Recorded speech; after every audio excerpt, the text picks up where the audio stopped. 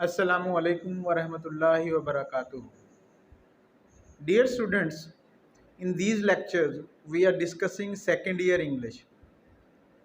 Currently we are at chapter second, which is using the scientific method, and this is lecture number 4 in this regard. The method which we are using to discuss these lessons is grammar translation method, and I am trying my best to function, to act like a facilitator, not like a teacher in the traditional sense of the word. We have discussed many things, and today, of course, we will be repeating a lot of things we have already discussed, and we will be talking about many things you already know. I will be asking you to recall your previous knowledge and apply in the present situation. Look at these sentences. In sentences को देखें. पहले आप heading को देखें. Heading लिखने का method आपको आना चाहिए कि heading कैसे लिखते हैं. अगर इस particular extract की आप बात करते हैं, there are 5 words in heading: more food and better food. Look, more first word है और इसका first letter capital किया गया है, and then food content word noun है, इसका first letter capital लिखा गया है, and conjunction है, इसके सारे letters को small लिखा गया है, lower case में लिखा गया है, and then better again adjective, capital letter first इसका, and food capital letter first. So this is the way to write the heading. इस बात का आपने हमेशा ख्याल रखना है. दूसरा एक तरीका होता है, मैं बार बार आपको बता चुका हूँ, वो क्या है कि आपके टाइटल में जितने भी वर्ड्स हैं उन सब के सारे लेटर्स को कैपिटल कर दो. This is another method. बहरहाल इन दोनों मेथड में से कोई एक मेथड यूज़ करना है जब आप किसी टॉपिक की हेडिंग लिख रहे हो. ठीक है जी. अब फर्स्ट सेंटेंस को पढ़ें ज़रा, और फर्स्ट सेंटेंस को पढ़ने के बाद मुझे बताएं, कमेंट्स में मेंशन करें कि ये किस किस्म का सेंटेंस है. Changes have taken place too in our eating habits. है ना. वर्ड टू को नोट करें. राइटर यहाँ पे ऑल्सो भी यूज़ कर सकता था. राइटर ने टू क्यों यूज़ किया? ठीक है, इसको आपने देखना है, ये क्वेश्चन करना है अपने आप से. एंड देन ऑफ कोर्स ये इन आवर ईटिंग हैबिट्स एक प्रपोजिशनल फ्रेज है. इस प्रपोजिशनल फ्रेज की कंस्ट्रक्शन को देखना है आपने कि ये प्रपोजिशनल फ्रेज किस तरह से कंस्ट्रक्ट हुई है. When you will be watching the text this closely, क्या होगा, ये स्ट्रक्चर्स आपके माइंड में इंटरनलाइज हो जाएंगी. आपके माइंड, आपकी थिंकिंग हैबिट का ये एक पार्ट बन जाएंगे, एंड फिर आप इनको ऑटोमेटिकली यूज़ कर रहे होंगे. ठीक है. अब ये हैव टेकन प्लेस, इस फ्रेज को भी आपने गौर करना है कि ये हैव टेकन प्लेस किस किस्म की वर्ब फ्रेज है. ठीक है. नेक्स्ट सेंटेंस को देखें ज़रा, और इस सेंटेंस पे इसी किस्म का एनालिसिस करने की कोशिश करें. सबसे पहले तो इस सेंटेंस को पढ़ने के बाद बताएं ये किस किस्म का सेंटेंस है. Through the use of science we have learned that it is helpful to eat many kinds of food, and we have learned how to provide ourselves with a variety of foods throughout the year. Sentence को देखें, गौर से देखें closely कि किस किस्म का sentence है. सेंटेंस को शुरू करने के लिए राइटर ने एक प्रपोजिशनल फ्रेज यूज़ की है. I am talking again and again, I am telling you again and again that you should be very much familiar with the prepositional phrases, and you should go a step ahead.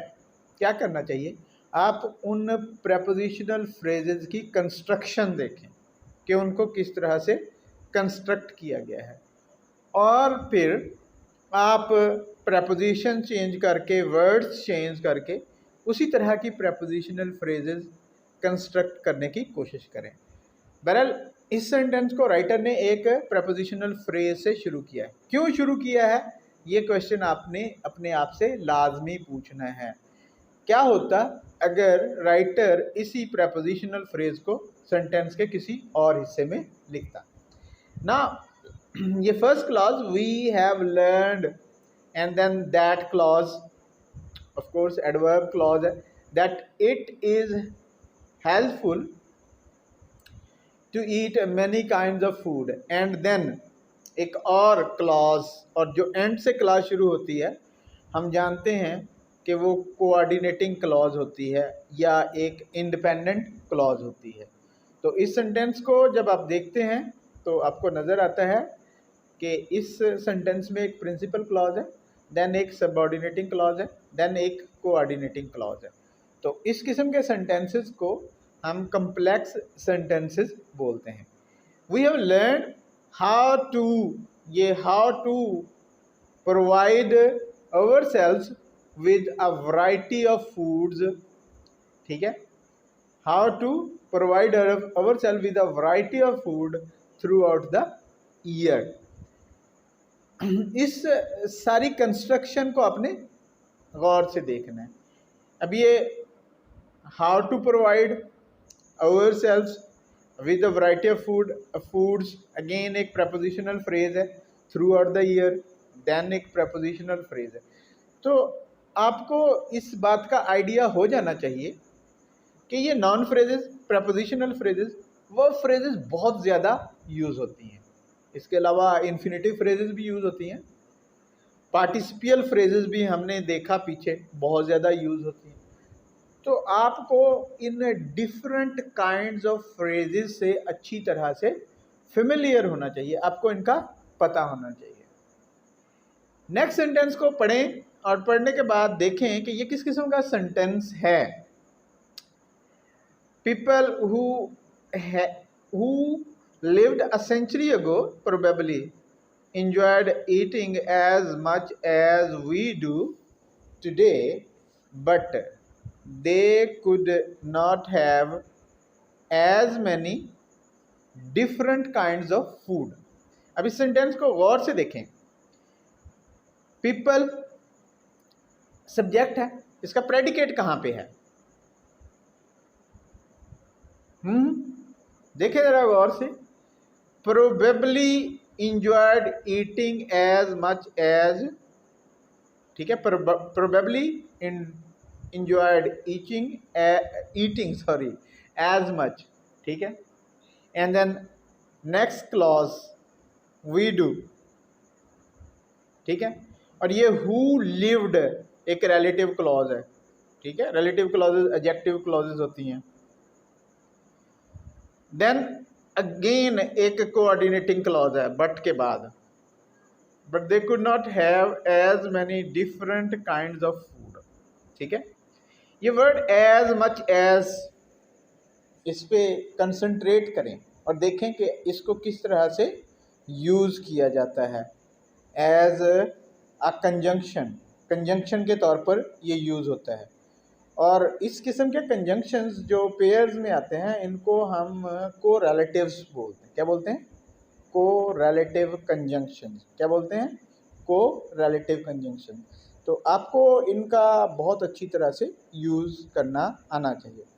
And how will you learn their use, कैसे आप इनका use इस्तेमाल करेंगे? Of course by writing the writings of master writers. तब आप इन चीज़ों को बेहतर अंदाज में समझ सकते हैं। अब इन तीन सेंटेंसेस को अगर आप देखते हैं तो सेंटेंस स्ट्रक्चर तो आपके लिए नई हो सकती है, नई सेंटेंस स्ट्रक्चर भी नहीं है बहरहाल, क्योंकि इस किस्म के सेंटेंस स्ट्रक्चर्स आप पहले से देखते रहे हैं, पढ़ते रहे हैं। लेकिन क्योंकि this is for the first time that you are analysing your text book in this way, तो ये थोड़ा सा आपके लिए प्रॉब्लम हो सकता है, थोड़ा मुश्किल लग सकता है, लेकिन ये मुश्किल नहीं है अगर आप इसको अपनी हैबिट बनाते हैं। Other aspects of language like vocabulary difficulty create करती है in order to understand a text if there are difficult vocabulary items. अब मुझे इसलिए नहीं लगता कि ये वर्ड्स आपने सारे के सारे इससे पहले आप पढ़ चुके हैं, you are familiar with all these words, and when you are familiar with the words, with the items of vocabulary, so what you should concentrate more on is structures। ठीक है, स्ट्रक्चर्स पे आपने ज़्यादा कंसंट्रेट करना होता है और उन स्ट्रक्चर्स को आपने इंटरनलाइज करना होता है, उनको अपने माइंड में स्टोर करना होता है। ठीक है, ताकि जब भी उस किस्म की स्ट्रक्चर्स को आपको जब भी उस किस्म की स्ट्रक्चर्स की ज़रूरत पड़े तो you can recall them automatically, उनको ऑटोमेटिकली आना चाहिए। और ये ऑटोमेटिकली उस वक़्त आएंगी when you will practice a lot. जो भी आपके पास नई स्ट्रक्चर आती है उस नई स्ट्रक्चर पे बहुत ज़्यादा प्रैक्टिस करें। And then different parts of speech को देखें कि उनको राइटर्स किस तरह से यूज़ करते हैं। अब फर्स्ट सेंटेंस में, इन 3 सेंटेंसेस में से जो फर्स्ट सेंटेंस है उसमें टू के यूज़ को देखें कि टू को राइटर ने कैसे यूज़ किया। यहाँ पे ऑल्सो क्यों यूज़ नहीं किया। ठीक है, and then there are different type of prepositional phrases और सेंटेंस स्टार्ट करने की जो राइटर की टेक्निक है उस पर भी गौर करें। ठीक है जी, क्लियर एवरीथिंग। आगे चलते हैं, नेक्स्ट सेंटेंसेस को देखें। Their foods had to be produced on their own farms or in their own gardens। Sentence को इसको देखें, सिंपल सेंटेंस है, नो प्रॉब्लम, लेकिन कुछ चीज़ें आपने नोट करनी है। सेंटेंस का सब्जेक्ट एक नॉन फ्रेज है, मोस्ट ऑफ देयर फूड्स। देखें इस नॉन फ्रेज की कंस्ट्रक्शन कैसी है। एंड देन वर्ब फ्रेज को देखेंगे, हैड टू बी प्रोड्यूस्ड। आगे कुछ मुश्किल नहीं है, ऑन देयर ओन फॉर्म्स और in their own gardens prepositional phrases लगी हुई हैं। इन प्रपोजिशनल फ्रेजेस के बारे में मैं बार बार आपसे कह रहा हूँ कि you should get expertise on different kinds of prepositional phrases और on different kinds of phrases, कि वो फ्रेजेस कैसे कंस्ट्रक्ट होती हैं। अगर आपको फ्रेजेस कंस्ट्रक्ट करने के फार्मूलाज याद हो जाते हैं तो creative writing does not remain a problem. कोई प्रॉब्लम नहीं रहता कि आप क्रिएटिवली लिख सकें किसी भी टॉपिक। नेक्स्ट सेंटेंस को देखें ज़रा, पढ़ें इसे और बताएं ये किस किस्म का सेंटेंस है। Since fresh vegetables could be obtained only during the growing season, people living in cold climates had none during the winter months। Since से राइटर ने सेंटेंस को शुरू किया, तो कैसे करते हैं। सिंस उर्दू में जब हम कोई बात चूंके से कोई क्लॉज शुरू करना चाहें तो हम सेंटेंस के शुरू में, उस क्लॉज के शुरू में सिंस लगाते हैं। एंड देन फ्रेश वेजिटेबल्स, और ये वेजिटेबल्स का वर्ड ख़ास तौर पे आपने नोट करना है। करेक्शन में ये वेजिटेबल्स का वर्ड वेजिटेबल लिख दिया जाता है, तो इसे ज़्यादातर प्लूरल सेंस में ही यूज़ करते हैं। फ्रूट को भी आपने ध्यान में रखना है। फ्रूट को आमतौर पर सिंगुलर फॉर्म में यूज़ करते हैं, but when writer is talking about different kinds of fruit तो वो फ्रूट्स यूज़ करते हैं। बहरहाल इस सेंटेंस को देख लिया आपने जो सिन से शुरू हो रहा है कि ये एक कम्प्लेक्स सेंटेंस है और राइटर ने सिंस से क्लॉज शुरू की है। तो कुड बी ऑब्टेन्ड, ये वर्ब फ्रेज को भी देखें कि ये कुड बी ऑब्टेन्ड राइटर ने क्यों लगाया है, क्यों ये वर्ब फ्रेज यूज किया है, उसने कुड ऑब्टेन्ड क्यों यूज नहीं किया। इस किस्म के क्वेश्चन के आंसर दिया करें, टेक्स्ट से इस किस्म की इंटरेक्शन किया करें। And then during the growing season prepositional phrase है। People living in cold climates noun phrase, इस नाउन फ्रेज को देखो किस तरह से कंस्ट्रक्ट किया गया। नेक्स्ट क्लॉज की प्रिंसिपल, जो इस सेंटेंस की प्रिंसिपल क्लॉज है उसका ये सब्जेक्ट है।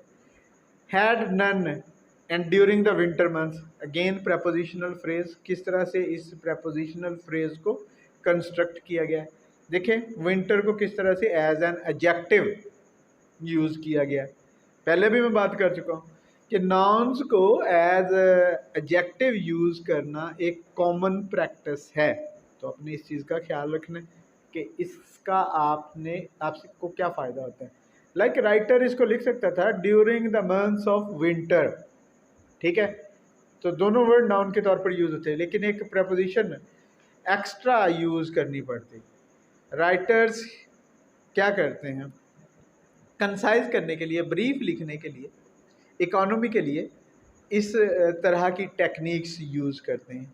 आपको इस किस्म की टेक्निक्स को समझना चाहिए एंड देन इस किस्म की टेक्निक्स को यूज़ करना चाहिए in your own writing. And then देखें थ्रिफ्टी हाउसवाइफ्स, ये थ्रिफ्टी हाउसवाइफ्स might be a new word,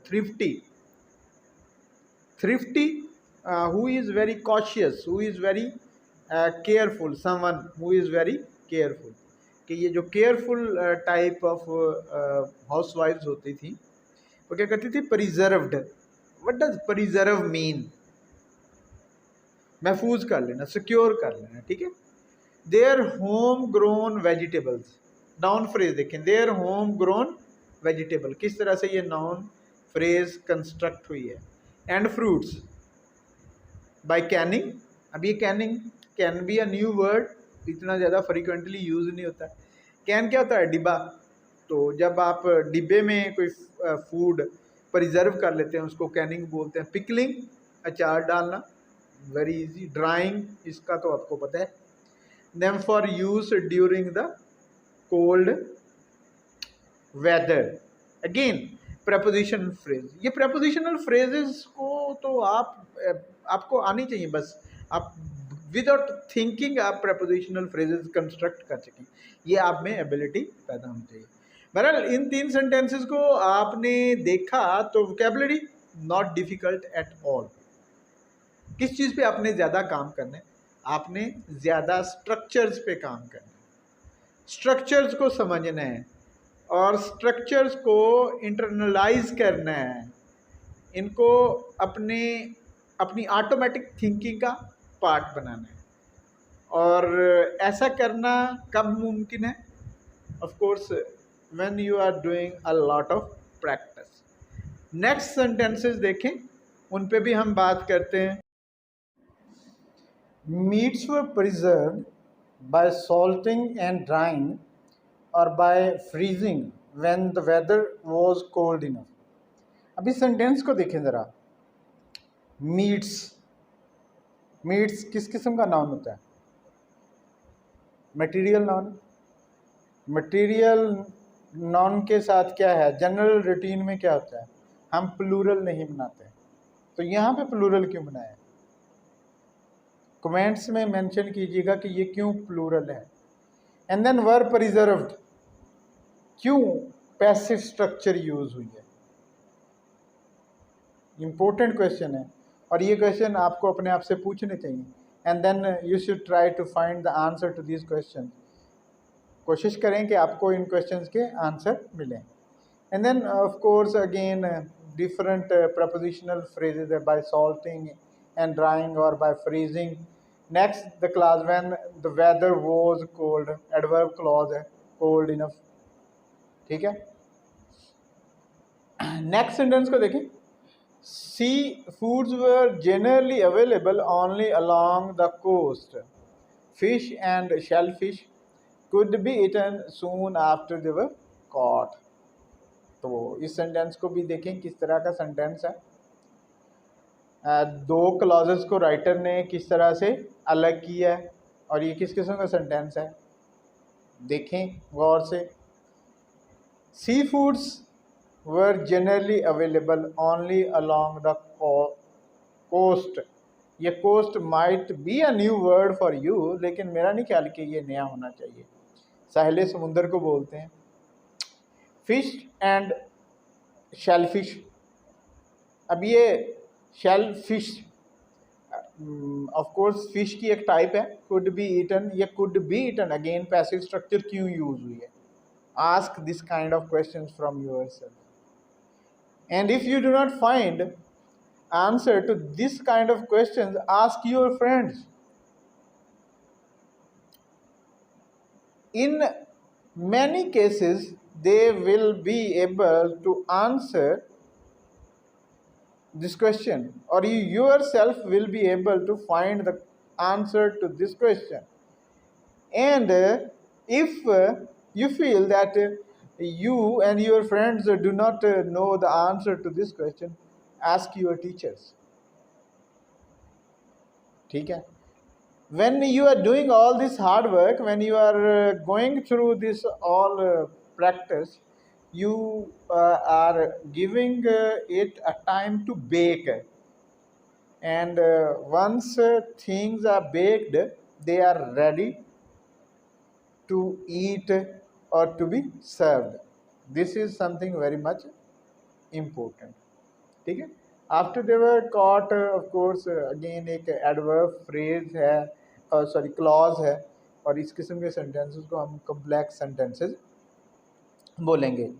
next देखते हैं नेक्स्ट सेंटेंसेस किस किस्म के सेंटेंसेस अगले पैराग्राफ में। ये फर्स्ट पैराग्राफ था इस टॉपिक का, और इस पैराग्राफ को राइटर ने रिलेटिवली लेंथी लिखा है, लेकिन इतना ज़्यादा लेंथी भी नहीं है, 6-8 सेंटेंसेस। हाँ, तो आपके लिए आइडियल लेंथ वैसे बनती है 3 to 5 sentences when you are writing a paragraph, but some of your paragraphs where you want to cover a lot of material, they can go as long as 12, 10 or 8 sentences. It is normal, but in most of the cases you will need to write 3 to 5 sentences for a paragraph. Next sentences को देखें ज़रा। Regardless of where people live today, they can obtain some fresh fruits, meats and vegetables throughout the year. अभी sentence को देखें, ये word regardless को note करें, बहुत ही इम्पोर्टेंट वर्ड्स है, ट्रांजिशन के लिए बहुत ही इम्पोर्टेंट वर्ड है। कता नज़र इसके, ठीक है, रिगार्डलेस ऑफ, इसका पूरे का ट्रांसलेशन बनता है, यानी किसी चीज़ को खातर में लाए बगैर, यानी इस चीज़ की इम्पोर्टेंस नहीं है। देन ऑफ कोर्स एक एडवर्ब क्लॉज है, where people live today, they can obtain some fresh fruits, meat and vegetables throughout the year. And पे अगेन एक प्रपोजिशनल फ्रेज है, एंड देन लिस्ट है कुछ वर्ड्स की। कैन ऑब्टेन वर्ब फ्रेज का यूज देखें, ठीक है। नेक्स्ट सेंटेंस को देखें, by the quick freeze method, एक फ्रेज यूज हुई है, बाय वही प्रपोजिशनल फ्रेज है। Vegetables, fruits, sea foods and meets of various kinds. अब इस नाउन फ्रेज को देखें कि डिफरेंट नाउन्स को किस तरह से कॉमा से सेपरेट किया गया है, देन कंजंक्शन से ज्वाइन करके बाद में एक प्रपोजिशनल फ्रेज उसके साथ जोड़ दी गई है, ठीक है। क्या वेजिटेबल्स है, fruits, sea foods and meets of various kinds, ठीक है। एक पूरी नाउन फ्रेज किस तरह से कंस्ट्रक्ट हुई है, और ये इस सेंटेंस का subject of course. Can be preserved, ऊपर देखें कैन के बाद फर्स्ट फॉर्म लगी, यहाँ पे कैन के बाद बी एंड प्रिजर्व, वो एक्टिव फॉर्म है, ये पैसिव फॉर्म है। अगर ऊपर आप ऑब्टेन को देखते हैं, क्या आप मुझे बता सकते हैं कि ऑब्टेन ट्रांजिटिव वर्ब है या इनट्रांजिटिव वर्ब है? ठीक है, कमेंट्स में मेंशन कीजिएगा इस बात को। कैन बी प्रिजर्व्ड, ये पैसिव स्ट्रक्चर क्यों यूज किया है राइटर ने? सो दैट, ठीक है, सो दैट।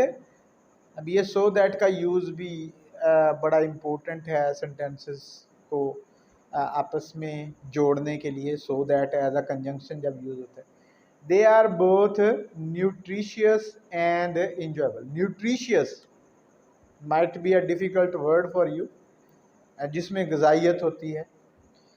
अब ये बोथ एंड, ये भी कंजंक्शन कोरिलेटिव्स जिन्हें हम बोलते हैं, इस किस्म के कंजंक्शंस का यूज़ भी देखें कि कैसे ये यूज़ होते हैं, बोथ न्यूट्रिशियस एंड इंजॉयबल। ठीक है, बहरहाल ये सेंटेंसेस थे, आप स्ट्रक्चर्स पे गौर करें। Vocabulary not difficult at all. आपसे डिफरेंट टाइप ऑफ क्वेश्चंस पूछे जा सकते हैं कि why couldn't people enjoy seafood in the past, तो या कि what were the methods of preserving food in the past. ठीक है, अब ये दूसरे आपसे पूछे जा सकते हैं कि what are the methods of preserving food these days. इसी तरह से आपसे क्वेश्चन थोड़ा ट्रिकी पूछा जा सकता है कि why people can get fresh foods, vegetables, meets these days. इस किस्म के क्वेश्चन आपसे पूछे जा सकते हैं। आपने इन सारी डिटेल्स को अपने जहन में रखना है। ऑफ कोर्स जब एग्ज़ाम्स में आपसे क्वेश्चन किए जाते हैं, वहाँ पे मकसद यही चेक करना होता है कि आप अपने आइडियाज़ को कितना अच्छी तरह से कम्युनिकेट कर सकते हैं, अपने आइडियाज़ को कितना अच्छी तरह कन्वे कर सकते हैं। बहरहाल ये नेक्स्ट सेंटेंसेस देखें, फिर हम आगे बात करते हैं। रिलेटिवली अ लेंथी सेंटेंस देखें ज़रा। Modern methods of selecting, grading and processing foods have removed the risk or danger of poisoning from the canned food. Dehydration or removal of water from such foods as milk, eggs, potatoes and apples has proved a practical method of preservation. काफ़ी lengthy sentence है, ठीक है, और इस sentence को अगर आप देखते हैं कि ये किस किस्म का सेंटेंस है, ऑफ कोर्स ये एक कंपाउंड सेंटेंस बनेगा क्योंकि दोनों क्लॉजेस को आप अलग अलग सेंटेंसेस के तौर पर लिख सकते हैं। ठीक है, modern methods of selecting. What does selecting mean? Selecting means कि आप फूड्स को देखते हैं कि कौन सी फूड को किस तरह से प्रिजर्व करना है। ग्रेडिंग, ये कि आप देखते हैं कि कौन सी फूड कितनी देर तक रह सकती है, प्रिजर्व रह सकती है। प्रोसेसिंग, कि उस फूड में थोड़ी बहुत चेंज कर लें, उसको किसी और शेप में कन्वर्ट कर लें। तो ये कुछ मेथड्स हैं जो यूज़ होते हैं फूड को प्रिजर्व करने के लिए। पहले क्या होता था, राइटर हमें बता रहा है कि रिस्क होता था कि वो फूड पॉइजनस हो जाती थी, ख़राब हो जाती थी, and that could have been dangerous for human health. ठीक है, अब आगे देखिए, फ्रॉम द कैंड फूड। अब ये कैंड फूड्स, इस फ्रेज में कैंड क्या है बताएं? एडजेक्टिव, किस किस्म का एडजेक्टिव? Past participle. तो ये पार्टिसिपल्स का आपको बहुत ज़्यादा अच्छी तरह से आइडिया होना चाहिए। डिफरेंट काइंड्स ऑफ पार्टिसिपल्स, कैसे आप इनको यूज़ कर सकते हैं। नेक्स्ट क्लास को राइटर ने कॉमे के बाद जो है वो सेपरेट डिहाइड्रेशन, ठीक है, और रिमूवल ऑफ वाटर खुद ही बता दिया कि डिहाइड्रेशन क्या होती है। जब किसी भी चीज़ से आप पानी निकाल देते हैं, उस अमल को आप डिहाइड्रेशन बोलते हैं। ठीक है, ये एक्सप्लेनेशन दे दिया। Removal of water from such foods as milk, ये इस किस्म के एग्स, पोटैटोज, एप्पल्स, इस किस्म की फ्रेज को हम अ फ्रेज इन एपोजिशन बोलते हैं या एपोजिशनल फ्रेजेस बोलते हैं, जहाँ पे आप किसी चीज़ को एक्सप्लेन कर रहे हैं। बहरहाल हैज़ डिहाइड्रेशन के मुताबिक सिंगुलर सब्जेक्ट जो यूज़ हुआ है, has proved a practical method of preservation. तो very simple, nothing difficult. Simply किस तरह से आप इंफॉर्मेशन को प्रेजेंट करते हैं और उसको एक ऑर्गेनाइज्ड फॉर्म में पेश करते हैं, ये चीज़ आपने सीखनी होती है when you go through these pieces of literature. Of course, ideas are important, but ideas are not as important as the structures. Because these are very much common ideas. जब आप पढ़ रहे होंगे या आप पढ़ते रहते हैं तो you are already familiar with these ideas. लेकिन जिस चीज़ के साथ आप फेमिलियर नहीं हैं, जिस चीज़ का आपको पता नहीं है, वो ये है कि इन आइडियाज़ को आपने किस तरह से प्रेजेंट करना है, कौन कौन सी स्ट्रक्चर्स यूज़ करनी है, वो कौन कौन सी टेक्निक्स आपने यूज़ करनी है जब आप किसी टॉपिक पे लिख रहे हैं। अब इस सेंटेंस, इस पैराग्राफ को अगर आप देखते हैं तो ये लास्ट सेंटेंस था इस पैराग्राफ का। इससे ऊपर आप 3 सेंटेंसेस पढ़ के हैं, तो 4 सेंटेंसेस का एक paragraph. Keep this thing in your mind कि whenever you are writing a paragraph, आपके पैराग्राफ में 3 से 5 सेंटेंसेस हों, that will be okay. First sentence में ऑफ कोर्स आप एक टॉपिक को इंट्रोड्यूस करवाएंगे, दूसरे सेंटेंस में, दूसरे या तीसरे सेंटेंस में आप शायद एविडेंस देंगे, और थर्ड सेंटेंस में या फोर्थ सेंटेंस में या फिफ्थ सेंटेंस में आप एग्जाम्पल से अपने पॉइंट को प्रूव करेंगे। और ये भी हो सकता है कि आप जिस पैराग्राफ को डिस्कस कर रहे हैं उसको कंक्लूड करने की भी कोशिश करें इन द लास्ट सेंटेंस। तो ये मैथडोलॉजी होती है एक पैराग्राफ लिखने की।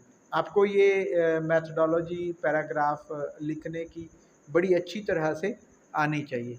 और ऑफ कोर्स जब आप अपनी टेक्स्ट बुक्स में इतने सारे पीस ऑफ आर्ट्स को पढ़ते हैं, वहाँ डिफरेंट पैराग्राफ्स को पढ़ते हैं, तो इस चीज़ पे आप मुसलसल काम करें कि किस तरह से आपका फर्स्ट पैराग्राफ जो है वो टॉपिक, फर्स्ट सेंटेंस आपका टॉपिक सेंटेंस होना चाहिए, एंड सेकंड सेंटेंस जो है वो उसमें अगेन टॉपिक से रिलेटेड हो सकता है या नहीं हो सकता, लेकिन आप उसमें एविडेंस देते हैं जो कुछ आप कहना चाह रहे हैं।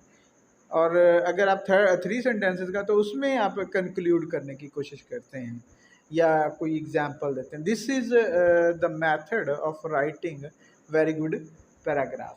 नेक्स्ट जो पैराग्राफ है, हम उस पैराग्राफ को कंप्लीट देखते हैं और फिर उस कंप्लीट पैराग्राफ पे देखते हैं कि राइटर ने उसमें इंफॉर्मेशन को किस तरह से ऑर्गेनाइज किया है। जहाँ तक इस पैराग्राफ का ताल्लुक है, तो आप देख सकते हैं वोकैबुलरी ज़्यादा प्रॉब्लम नहीं होना चाहिए उन स्टूडेंट्स के साथ जो केयरफुली काम करते रहें।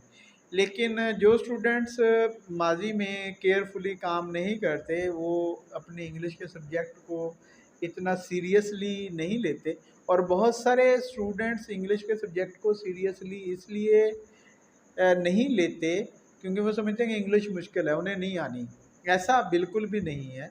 अगर ऐसा होता तो दुनिया में ये लैंग्वेज इतनी ज़्यादा पॉपुलर ना होती, इतने सारे लोग इस लैंग्वेज को बोल ना रहे होते, इतने सारे लोग इस लैंग्वेज में लिख ना रहे होते।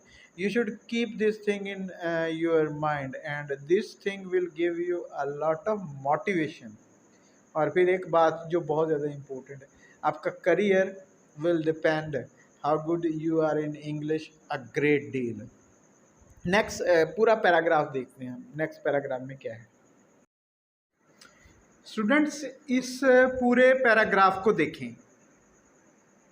इस पूरे पैराग्राफ में जस्ट 2 सेंटेंसेस हैं, यानी आप क्या कर सकते हैं, आप 2 सेंटेंसेस का भी एक पैराग्राफ लिख सकते हैं, एंड समटाइम्स आप 1 सेंटेंस का पैराग्राफ भी लिख सकते हैं।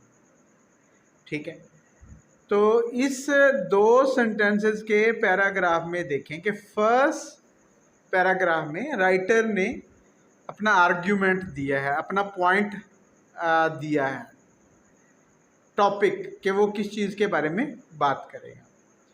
और सेकंड सेंटेंस में उसने वो एविडेंस एंड एग्जाम्पल्स प्रोवाइड की हैं to support his topic sentence. क्या है कि our eating habits are not the only things in our lives changed by the use of science. Topic sentence है कि there are other things which have been changed by the use of science. ठीक है, बाकी तो हम बात करते चले आ रहे हैं। Vocabulary not difficult in this sentence, classes phrases का आपको पता है। देन ये बिकॉज का यूज़ बहुत इम्पोर्टेंट है। This word is very much important because it is linking the idea. ये ट्रांजिशन के लिए यूज़ हो रहा है। Because we have used science to learn more about the processes and materials in our surroundings and about the methods of controlling them। ठीक है, ये reason है, रीज़न दिया उसने। तो उसका रिजल्ट क्या निकला? We have been able to improve our ways of building houses. ठीक है, ये रिजल्ट्स आए हैं। And our methods of communication, of course understood चीज़ें हैं। मेथड्स ऑफ कम्युनिकेशन बहुत बेहतर हो गए हैं। हाउसेस बनाने की मेथडोलॉजी बहुत ज़्यादा बेहतर हो गई है। तो राइटर एविडेंस पेश कर रहा है अपने पॉइंट ऑफ व्यू को साबित करने के लिए। और ये क्यों मुमकिन हुआ वो पहली क्लास में हमें बता चुका है।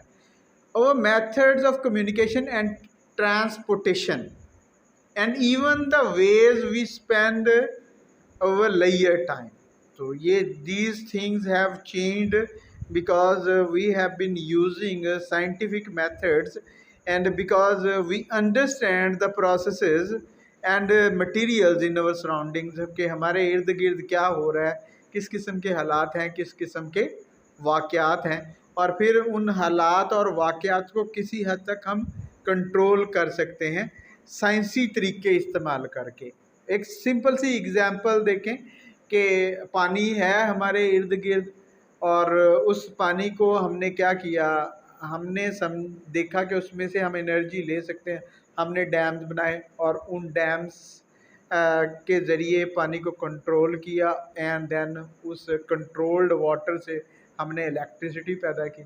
इसी तरह से दुनिया अब जो ग्रीन एनर्जी की तरफ बढ़ रही है क्योंकि उनके पास उनकी सराउंडिंग्स की बहुत अच्छी अंडरस्टैंडिंग है और फिर वो अपने इर्द गिर्द के प्रोसेसेस एंड मटेरियल्स को किसी हद तक कंट्रोल कर सकते हैं।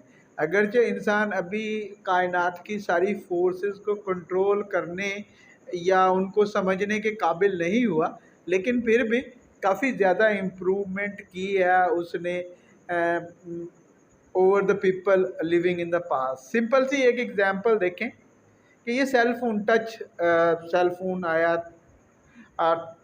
2017 में, इट वाज फर्स्ट इंट्रोड्यूस्ड, और अब हम हर किसी के with in a very short period of time 14 और 13 ईयर अब हर बंदे के हाथ में हम एक ये टच फ़ोन देखते हैं और उसके साथ इंटरनेट के इंटीग्रेशन, उससे क्या फ़ायदे क्या एडवांटेजेस हमें हासिल हो रहे हैं। तो आज से 20 साल पहले का इंसान शायद ये सोच भी नहीं सकता था कि all these things are possible. बहरहाल इस पैराग्राफ को आप देखें कि दो सेंटेंसेस का राइटर ने पैराग्राफ लिखा। फर्स्ट सेंटेंस में उसने अपना पॉइंट दिया, सेकंड सेंटेंस में उसने एविडेंस दिए और उन एविडेंस को ये बिकॉज क्लॉज के ज़रिए जस्टिफाई किया क्यों हुआ ये सब कुछ। तो आप इजीली अंडरस्टैंड कर सकते हैं कि जब भी आप कोई सेंटेंस लिख रहे हैं, first what you will have to do, आपको एक पॉइंट होना देना पड़ेगा एंड देन आपको उस पॉइंट को सपोर्ट करने के लिए आर्ग्यूमेंट देने पड़ेंगे, आपको डिफरेंट एग्जांपल्स यूज़ करनी पड़ेंगी to understand to make your argument convincing. ठीक है, तो ये दिस इज़ द मेथड। अगर आप इसको अभी से फॉलो करना शुरू कर देंगे तो एक तो ये कि अब आपकी इंग्लिश पे ग्रिप बहुत अच्छी बनती चली जाएगी और इसके ज़रिए आप दूसरे सब्जेक्ट्स को भी बेहतर अंदाज में समझना शुरू कर देंगे। And in the long run it will be very helpful for your careers. आपके करियर्स में बहुत इम्पोर्टेंट रोल प्ले करेगी this English thing, because most of the interviews for very good jobs, they are carried out in English. And when they are carried out in English, most of the students mm, as they do not have any confidence of speaking this language, fail to perform to the satisfaction of the interview board, और बहुत सारे dreams unfulfilled रह जाते हैं।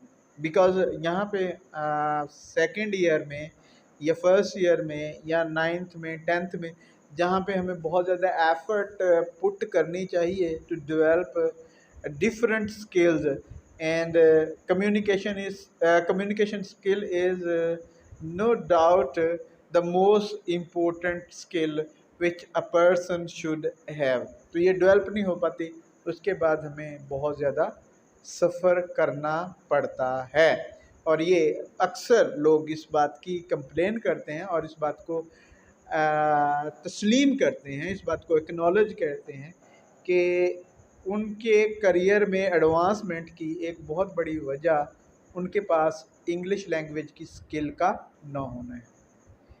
तो आप अपनी English language skill पे बहुत अच्छी तरह से काम करें, इसे बहुत अच्छी तरह से डेवलप करें, and we teachers wish a very good future for you. We will be talking about in the same way um, on your text, on your English text in our next lectures as well. Till then, Allah Hafiz.